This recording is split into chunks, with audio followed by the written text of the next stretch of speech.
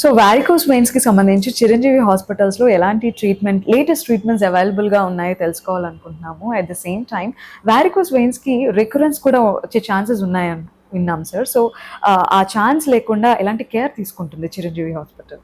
చాలా మంచి ప్రశ్న అమ్మా. ఇది కూడా ప్రతి ఓపీడీలో వచ్చేవాళ్ళు మళ్ళీ వస్తాయండి, రికరెన్సెస్ వస్తున్నాయని మేము వాళ్ళ ద్వారా వీళ్ళ ద్వారా వింటున్నాము అనేది అడుగుతుంది జరుగుతుంది. దీనిలో ముఖ్యము మనం ఏ డాక్టర్ ట్రీట్మెంట్ చేస్తున్నారు అనేది కూడా మనం చూసుకోవాలి. అందుకని వారికోస్ వెయిన్స్ కి ఎప్పుడైతే ఒక ప్రాపర్ క్వాలిఫైడ్ వాస్కులర్ సర్జన్ చేసినట్టయితే ఈ రికరెన్స్ ఛాన్సెస్ చాలా తక్కువగా ఉంటాయమ్మా.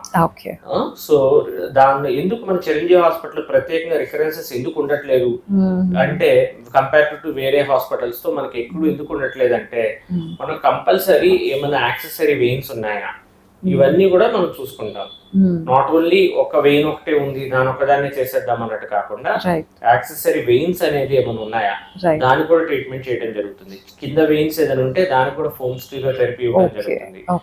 షార్ట్ సర్ఫ్నెస్ వెయిన్ ప్రాబ్లం ఉంటే దానికి కూడా ట్రీట్మెంట్ చేయడం జరుగుతుంది. ఇవన్నీ మనం కేర్ తీసుకొని పైనుంచి కింద వరకు అన్ని కవర్ అయ్యి అన్ని మళ్ళీ రికరెన్స్ రాకుండా చూడటం ఒక ఆప్షన్ అయితే, అడ్వాన్స్డ్ గ్లూ థెరపీ కూడా రెగ్యులర్ లేజర్ కన్నా అడ్వాన్స్డ్ గ్లూ థెరపీ కూడా మనం చేయడం జరుగుతుంది. కాబట్టి మనకి చాలా రికరెన్స్ ఛాన్సెస్ అనేది తక్కువ. సో అరుదనే అసలు మనం రికరెన్స్ అనేది చాలా తక్కువ చూస్తామని కూడా దీనివల్ల చెప్పచ్చు. అసలు రికరెన్స్ అనేది ఉండదు ఆల్మోస్ట్.